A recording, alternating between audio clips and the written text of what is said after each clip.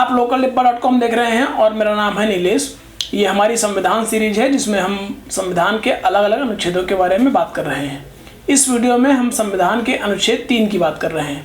संविधान का अनुच्छेद 3 कहता है कि भारत की संसद किसी भी राज्य या राज्यों की सीमा में बदलाव कर सकती है, नए राज्य बना सकती है, राज्यों की सीमा कम कर सकती है या उनके नाम भी बदल सकती है।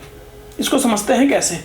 मान लीजिए कि कोई बड़ा सा राज्य है, सरकार चाहती है कि इसकी फंक्शनिंग या इसको काम करने में आसानी हो, इसके लिए राज्य को छोटा कर दिया जाए, तो संसद के पास ये करने का अधिकार है।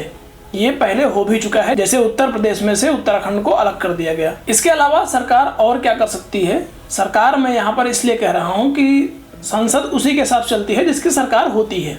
जिसके पास बहुमत है वो नए राज्यों का निर्माण भी कर सकता है, उनकी सीमाएं भी बदल सकता है और उनके नाम भी बदल सकता है। जैसा कि वर्तमान मोदी सरकार ने जम्मू कश्मीर में किया कि जम्मू कश्मीर को अलग केंद्र शासित प्रदेश बनाया गया और लद्दाख को अलग केंद्र शासित प्रदेश बनाया गया। इसके अलावा अगर सरकार को लगता है कि दो छोटे छोटे राज्य हैं, इनको मिलाकर एक कर दिया जाना चाहिए, तो ये भी किया जा सकता है। अगर सरकार चाहे तो किसी राज्य का सीमा क्षेत्र कम कर दे। मान लीजिए कि 2 जिले ऐसे हो रहे हैं जो कि राजधानी से बहुत दूर पड़ते हैं। सरकार को लगता है कि अगर इसको दूसरे राज्य में शामिल कर दिया जाए तो आसानी हो जाएगी, तो सरकार के पास ये करने का भी अधिकार है। लेकिन संविधान में ये लेकिन बहुत महत्व रखता है।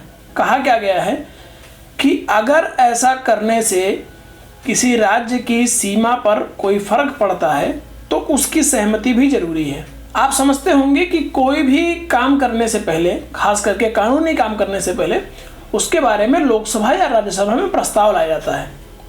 राज्यों की सीमा बदलने या उनका नाम बदलने को लेकर अगर कोई प्रस्ताव आता है तो वो सीधे संसद में नहीं आ सकता है। इसके लिए जरूरी है कि पहले राष्ट्रपति की अनुमति ली जाए।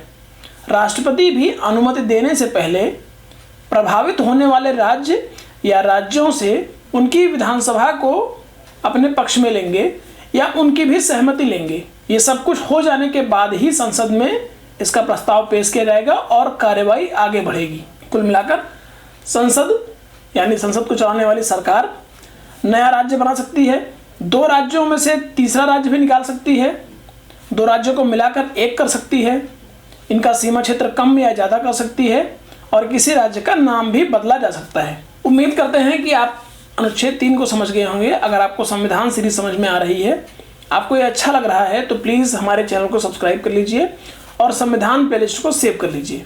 धन्यवाद।